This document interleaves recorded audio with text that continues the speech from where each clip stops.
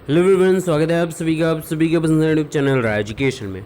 MPS पर आप लोगों के तमाम प्रश्न आए थे उस वीडियो में, और मैंने आप लोगों से बोला था कि एनपीएस की वीडियो को बहुत ध्यान से समझने की कोशिश करिएगा, और उम्मीद है कि बहुत ही आसान भाषा में आपको मैंने समझाने की पूरी कोशिश की थी।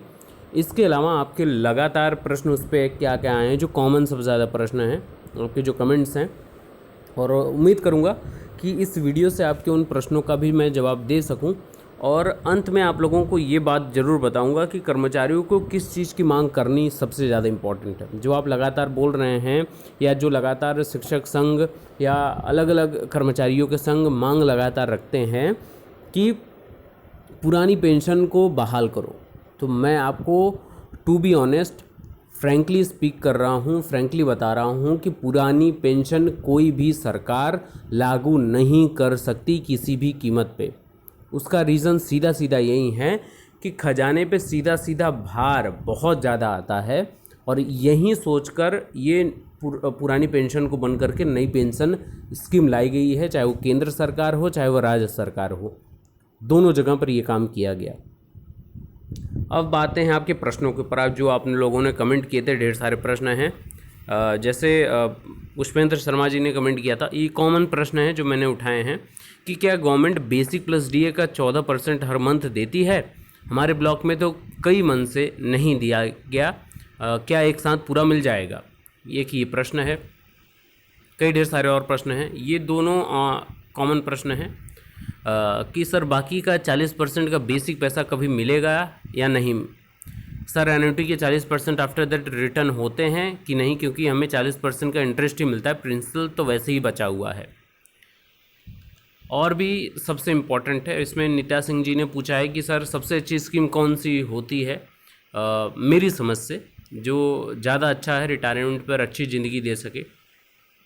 इसके अलावा तमाम आपके प्रश्न हैं कि रिटायरमेंट होने पे एनपीएस के तहत कितना मंथली मिल सकता है, अगर 35 साल की अगर इनका पीरियड हो, इनका जॉब प्रोफाइल हो, तो उस पर कितना इनको मिलेगा रिटायरमेंट पर, ये इन्होंने पूछा है। और फिर ऑब्वियस सी बात है, आप लोगों के लगातार कई तकलीफ़ वाले कमेंट भी रहते हैं कि पॉलिटिशियंस को इतना दिया जाता है वगैरह वगैरह। उस पर नहीं जाएंगे, इंपॉर्टेंट बात पर आएंगे जो हमारी मांगे हैं। तो चलिए एक एक करके बातें क्लियरिफाई करते हैं।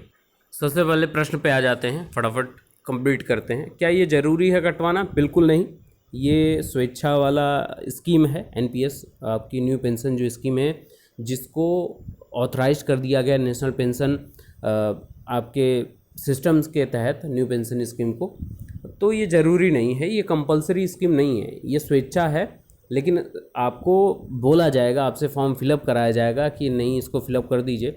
लेकिन मैं अगर आपको बताऊं जो सही चीज़ें हैं, एनपीएस सबसे अच्छी स्कीम है पेंशन के लिए। जो आप पीपीएफ अकाउंट अलग अलग बैंक में आप खुलवाना चाहेंगे, या अलग अलग मैच्योरिटी स्कीम अगर बैंक जो देती है, प्राइवेट सेक्टर आपको जो ऑफ़र करता है, उससे कहीं ज़्यादा प्रीमियम आपका एनपीएस होता है।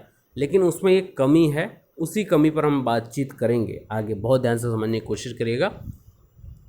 जहाँ तक आपके कमेंट की बात है कि क्या ये ज़रूरी है कटवाना, बिल्कुल नहीं, ये आपकी इच्छा के ऊपर है। आप कटवा भी सकते हैं, नहीं कटवा सकते हैं, जो आपको बेहतर लगे। दूसरा प्रश्न है कि 35 साल नौकरी करने पर कितना आपको मिलेगा पेंशन, ये बात कही गई है। देखिए, मैंने आपको बताया था, ये आपके ऊपर डिपेंड करता है कि आप कितना सैलरी कटवाते हो एनपीएस के तहत अपनी सैलरी से। आप जैसे आपकी सैलरी से आप मिनिमम 5,000, आपका कम से कम 10% आपका बेसिक प्लस डीए कटेगा, तो मिनिमम लगभग 5,000 के आसपास आपकी एनपीएस अकाउंट में आपके अकाउंट से कटेगा, और सरकार प्लस 14% इसमें लगाएगी, है ना। तो अगर मैं कहूँ आपको कि अगर ऐसा हो रहा है और सरकार का 14% इसमें ऐड हो रहा है, तो आपको कितना मिलेगा? अगर आप मिनिमम 35 साल जॉब करते हो तो वो आपके ऊपर डिपेंड करता है। अगर 5,000 के आसपास आपका कट रहा है तो लगभग 24 लाख या 25 लाख के आसपास आपका इस पीरियड के अकॉर्डिंगली आएगा, या लगभग 23-24 लाख के आसपास आएगा। और ये आपके अकाउंट का आपका जो कटा हुआ भाग है। अगर आप 5,000 से ज़्यादा कटवाते हो तो ये इंक्रीज़ हो जाएगा। आप 10,000 कटवाते हो तो जस्ट डबल हो जाएगा आपका खुद का जो कटेगा सैलरी से। वो लगभग ज़्यादा हो जाएगा, है ना, 40-45 लाख के आसपास। लेकिन सबसे इम्पॉर्टेंट बात क्या है इसमें कि आपके ऊपर डिपेंड करता है। देखिए अभी जो हो हल्ला मचा हुआ है कि 1,000 ही किसी को मिल रहा है, कोई सर्विस पीरियड इतने 77,000 78,000 सैलरी से रिटायर हो रहे हैं, लेकिन उनको 700-800 पेंशन उनकी मिल रही है। उसके पीछे रीज़न है ना, आपको समझना पड़ेगा। मैंने इसलिए स्कीम को बहुत अच्छे से समझाया था। जो लोग पहली बार इस वीडियो को देख रहे हैं, डिस्क्रिप्शन में मैंने पूरी प्लेलिस्ट की लिंक दे रखी है, आप बहुत अच्छे से देख लीजिएगा। पूरा आसान भाषा में मैंने समझाया है, उस पर नहीं जाते हैं, इंपॉर्टेंट बात पे आते हैं।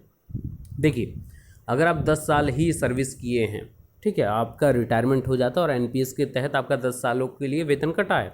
10 साल में आपका मिनिमम मान लीजिए 5,000 रुपये कट रहा था, तो 10 साल में आपका कितना कटा होगा, है ना, लगभग 6 लाख के आसपास आपका कटा होगा, है ना। अब इस 6 लाख का 60% तो आपको मिल जाएगा।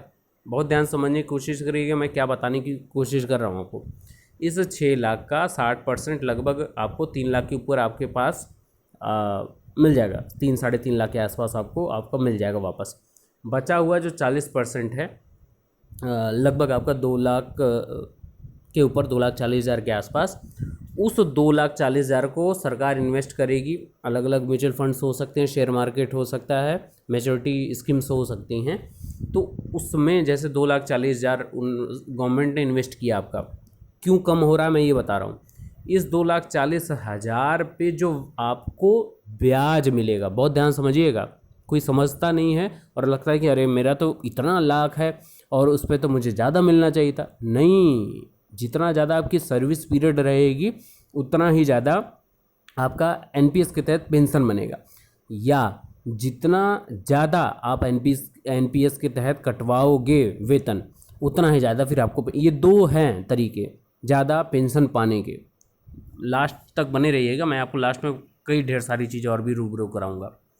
बाकी 40% कम मिलेगा, बाकी के 40% नहीं मिलेगा। ये सबसे बड़ा डिफ़ॉल्ट है, सबसे बड़ा फॉल्ट अगर मैं कहूँ यहाँ पर इस स्कीम का, यही सबसे बड़ा फॉल्ट है।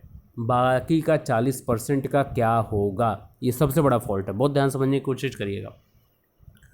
और कई लोग बोल रहे थे कि सर अभी हम लोगों के वेतन से, सैलरी से काटा नहीं जा रहा है और फॉर्म फिलअप हो गया है, या कई जगह बोल रहे हैं कि फॉर्म फिलअप नहीं किया गया। तो वो आपके विभाग, आपके डिपार्टमेंट के ऊपर डिपेंड करता है कि वो कब से कराते हैं। हाँ, ये मत सोचिएगा कि कई लोग बोल रहे थे क्या गवर्नमेंट एक साथ 40% हम लोगों को देने लगेगी क्या, अभी हमारा सैलरी से नहीं कट रहा है तो जब से सैलरी लगी हुई है तब से माना जाएगा। बिल्कुल नहीं, जब आप फॉर्म फिलअप कर देंगे वो एक्सेप्ट कर लेंगे, जिस महीने से कटना स्टार्ट होगा उस महीने से माना जाएगा। उसके पूर्व आपका कटा है नहीं कटा और डजंट मैटर, जहाँ से लागू होगा, जब से आपको फॉर्म फिलअप करा दिया गया है और जब से आपके अकाउंट से एनपीएस के तहत कटना स्टार्ट हो गया तब से माना जाएगा। ठीक है, तो ये कुछ बेसिक से क्वेश्चन रहे हैं। अब मेरी बात समझने की कोशिश करिए कि कर्मचारियों को किस चीज़ की मांग करनी चाहिए। मैं हमेशा से आप लोगों को हर पॉइंट पे समझाता आया हूँ, सारी चीज़ें क्लियर करता आया हूँ कि कभी भी अनावश्यक आप मांग करोगे, जो लॉजिकल है मांग वो ही पूरा हो सकता है। देखिए, आप पुरानी पेंशन को बहाल करने को कहोगे तो सोचिए क्यों गवर्नमेंट, कोई भी गवर्नमेंट हो, क्यों नहीं करेगी। पहला रीज़न है कि आपका जो भी अकाउंट कटेगा, पीएफ जो कटेगा, वो इकट्ठा आपको रिटायरमेंट में मिलेगा। जैसे फॉर एग्जांपल आपने सर्विस 25-30 साल की, इकट्ठा आपको 35-40 लाख रुपए पीएफ के तहत मिल गया। ठीक है, तो ये 35-40 लाख एक कर्मचारी के ऊपर गवर्नमेंट ने पीएफ के तहत दिया। प्लस आप मान लीजिए 50-60 हज़ार या 70 हज़ार पे रिटायर हो रहे हो, तो 70 हज़ार का आधा 35,000 रुपये पर मंथ आपको पेंशन देगी। तो सोचिए एक कर्मचारी के ऊपर सरकार को कितना इन्वेस्ट करना पड़ रहा है। ये मैं सरकार का पक्ष नहीं ले रहा हूँ, आपको मैं बात बता रहा हूँ कि है क्या एग्जैक्टली सिचुएशन। तो कोई भी गवर्नमेंट हो या कोई भी प्राइवेट सेक्टर का इंस्टीट्यूट हो, वो क्यों इतना उपभोग करेगा किसी एक कर्मचारी के ऊपर, है ना। तो ये रीज़न है कि आपकी पुरानी जो मांग है, पुरानी पेंशन बहाली की, वो लॉजिकल नहीं मानी जाएगी। आपको करना क्या है, किस चीज़ की मांग करनी चाहिए, जो मुझे लगता है आपको ये मांग करनी चाहिए कि जो बाकी बचा हुआ है 40% है, वो हमारे डेथ या जो भी इन केस जो भी भविष्य में होगा, फ्यूचर में होगा, उसके बाद बचा हुआ जो बेसिक है वो हमको, हमारी फैमिली को या हमारे नॉमिनी को वो मिल जाए। है ना। पेंशन जब तक आप जीवित हैं तब तक पेंशन मिले। एक ये एनपीएस में एक नया टर्म ऐड करवाना है आप लोगों को और उसकी मांग करनी चाहिए आप लोगों को, जो लॉजिकल है और जो अच्छी बात है। तो इससे अच्छी स्कीम है ही नहीं कहीं पर भी पेंशन के लिए। तो ये 40% आपको आपकी डेथ के बाद, जब तक आप हैं जीवित हैं रिटायरमेंट के बाद, तब तक आपको पेंशन मिलती रहे इस 40% पे जो ब्याज मिलता है। लेकिन आपके डेथ के बाद ये 40% पूरा आपको, आपके परिवार को, आपके नॉमिनी को मिल जाए। ये मांग लॉजिकल और ये मांग आपको रखनी चाहिए और ये पूरी भी हो सकती है, बात बहुत इंपॉर्टेंट है ना। तो ये मांग आप लोगों को रखनी चाहिए। तो उम्मीद है कि आपके प्रश्नों का मैंने जवाब पूरी लॉजिकल तरीके से देने की कोशिश की है। फिर भी आपके कोई भी प्रश्न आप कमेंट करिएगा। डिस्क्रिप्शन में प्लेलिस्ट की लिंक दे रखी है, आप जरूर देखिएगा, आपकी ज्ञान की वृद्धि होगी। वीडियो अच्छा लगा हो तो लाइक करिएगा, चैनल पर हैं तो चैनल सब्सक्राइब करिएगा और वीडियो को ज़्यादा से ज़्यादा शेयर करिएगा ताकि लोगों को जानकारी हो सके और सही मांग उठा सके। Best of luck, thank you so much.